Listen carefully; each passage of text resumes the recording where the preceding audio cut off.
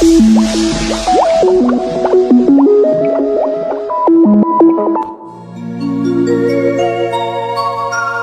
દશામાં અષાઢ વદ અમાસ દિવાહાના દિવસથી આ વ્રત લેવાય. સવારે નાહી ધોઈને પાટલા ઉપર દશામાનું સ્થાપન કરવું, વાર્તા સાંભળવી, 10 દિવસ નકરોડા ઉપવાસ કરવા અથવા એક ટાણું કરવું. 11મા દિવસે માટીની કે ચાંદીની સાંઢળી બનાવી બ્રાહ્મણને દાનમાં દેવી અથવા જળમાં પધરાવી. આ વ્રત 5 વર્ષ સુધી કરવું. પછી એનું ઉજવણું કરવું, સુપાત્ર બ્રાહ્મણને દાન કરવું. દિવાહાનો દિવસ આવ્યો, બધી બહેનો દશામાનું વ્રત કરે. બીજા દિવસે શ્રાવણ મહિનો શરૂ થાય. અજવાળિયું પખવાડિયું આવે. વ્રત કરનાર બહેનો નદીએ નાહવા જાય. નદીના કાંઠા ઉપર રાજાનો મહેલ હતો.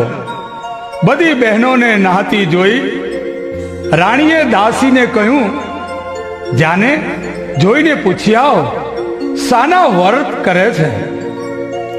દાસી આવીને પૂછ્યું, બહેનો તમે બધા શાના વ્રત કરો છો? બહેનો કહે, દશામાનું વ્રત કરીએ છીએ. એ વ્રત કેવી રીતે થાય? બહેનોએ કહ્યું, સૂતરના તાતણા લેવા, તેને 10 ગાંઠો વાળવી, દોરાને કંકુ દેવું, ઉપવાસ કરવા અને યથાશક્તિ દાન કરવું. દાસી આવીને રાણીને વાત કરી. રાણી વ્રત લેવા વિચાર્યું. રાતે રાજા આવ્યા ત્યારે રાણીએ કહ્યું કે હું દશામાનું વ્રત કરું છું. રાજાએ કહ્યું, એ વ્રત કરવાથી શો લાભ થાય? રાણીએ કહ્યું, નિર્ધનને ધન મળે, ફળ મળે, સુખ મળે, શાંતિ મળે, પુત્ર પરિવાર વધે. રાજા અહંકારી હતો. એને કહ્યું, મારે ધનની ખામી નથી, રાજપાટ સુખ સાહેબી બધું છે. રાજાના આવા વચનોથી રાણી રિસાયા. ખાધા પીધા વગર સૂઈ ગયા. રાત્રે દશામાં આવ્યા અને આખા રાજ્યમાં ફરી વળ્યા. સવાર થયો, રાજ્યમાં અવ્યવસ્થા ઊભી થઈ ગઈ. અંધાધૂંધી થવા લાગી. રાજભંડારમાંથી પૈસો ચાલ્યો ગયો. કોઠાર જોવા જાય તો ખાલી ખમ, અન્નનો એક દાણો ન મળે.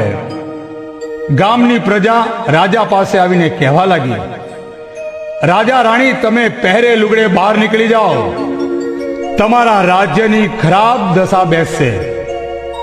રાજા રાણી તેમજ 2 કુંવર પહેરે લુગડે ચાલી નીકળ્યા. ગામને પાદર ફૂલવાડીમાં જઈ બેઠા તો ફૂલવાડી બળીને ભસ્મ થઈ ગઈ. રાણી કહે, આપણી કઠણ દશા બેઠી છે, આપણે અહીં રહેવામાં સાર નથી. રાજની પ્રજા દુઃખી થશે, એ કરતા આપણે ચાલ્યા જઈએ. રાજા અને રાણી આગળ ચાલ્યા. રસ્તામાં કુંવરો ભૂખ્યા થયા. થોડી વારે રાણીની સહેલીનું ઘર આવ્યું. રાણી કહે, બેન બટકું રોટલો આપો. 4 આડ ભિખારણ, રોટલો કેવો ને કેવી વાત, મારા રાજ્યમાં ભીખ માંગતા શરમ નથી આવતી? એમ કહી બહેનપણીને ધુતકારી. હો. રાજા ને રાણી આગળ ચાલ્યા. કુંવરને તરસ લાગી એટલામાં એક વાવ આવી. રાણી કુંવરને લઈને પાણી પીવડાવવા વાવમાં ઉતર્યા. ત્યાં તો બંને કુંવરોને દશામાએ વાવમાં ખેંચી લીધા. હા. રાણી રોતી કકડતી રાજા પાસે આવીને કલ્પાત કરતી કહ્યું, બંને દીકરા વાવમાં પડી ગયા. રાજાએ કહ્યું, કલ્પાત કરશો નહીં રાણી, જેના હતા ને તેને લઈ લીધા. ત્યાંથી રાજા અને રાણી આગળ ચાલ્યા. માર્ગમાં રાજાની બહેનનું ગામ આવ્યું. રાજા કહે, બહેનને મળ્યા વગર કેમ જવાય? એક પખાલી સાથે સંદેશો મોકલ્યો કે તમારા ભાઈને બોજાઈ મળવા આવ્યા છે. બહેને કહ્યું કે મારા ભાઈ અને બોજાઈ આમ ઘોડા કે પાલખી વગર આવે નહીં.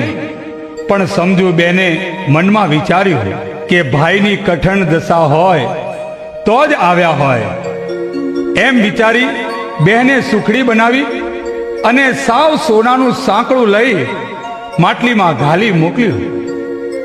પણ જ્યારે રાજા માટલી ખોલી ત્યારે સુખડી કોલસા થઈ ગઈ અને સાંકળું સાફ થઈ ગયો.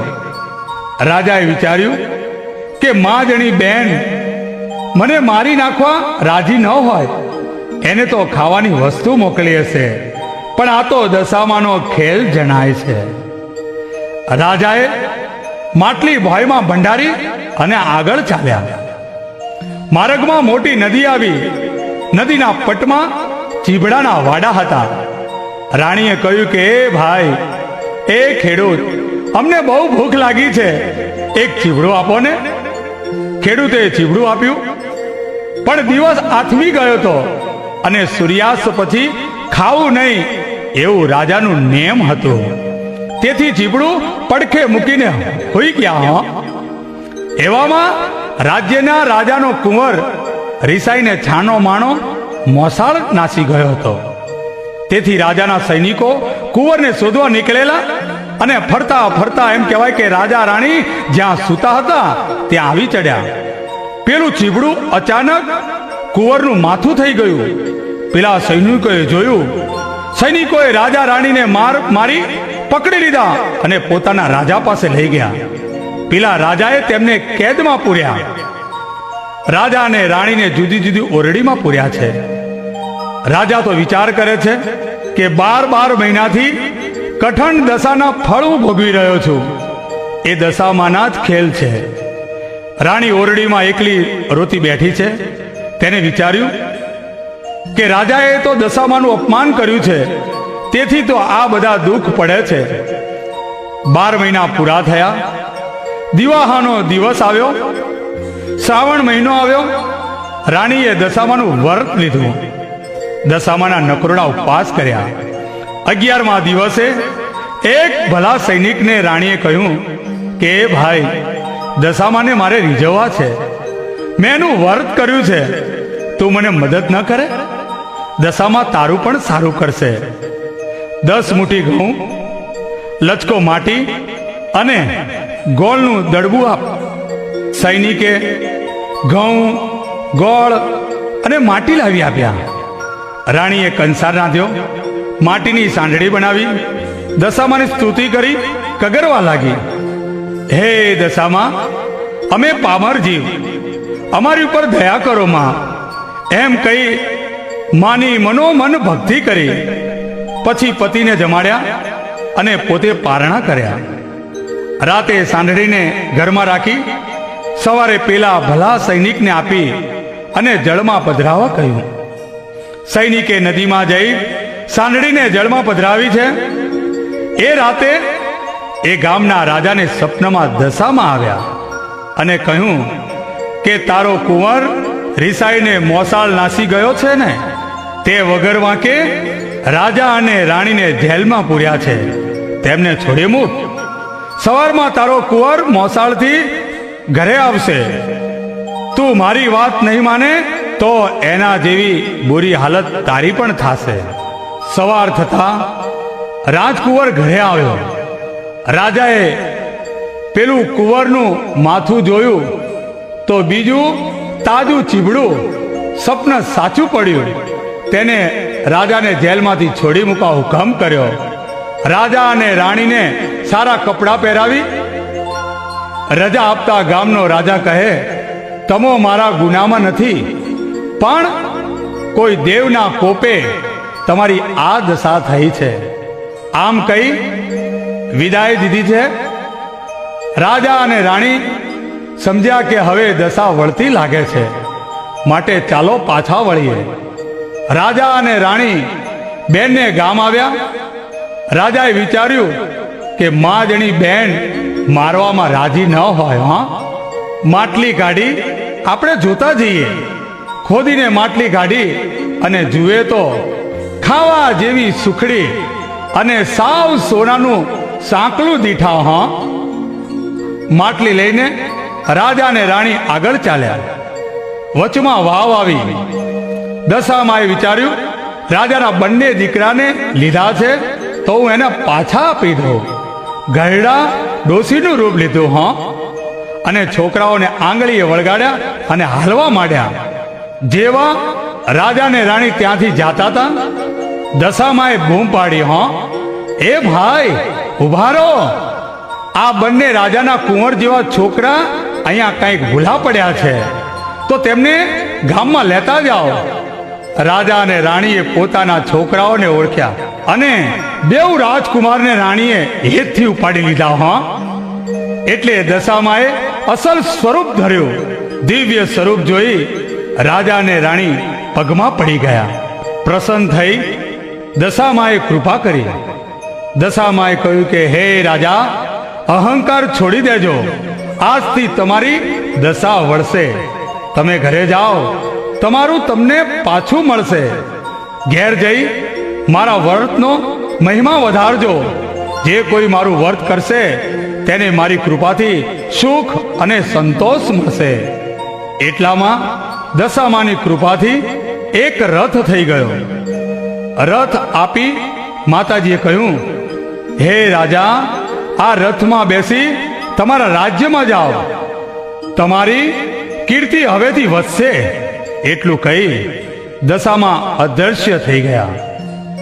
રથમાં બેસી રાજા રાણી કુંવરોને લઈને આગળ ચાલ્યા.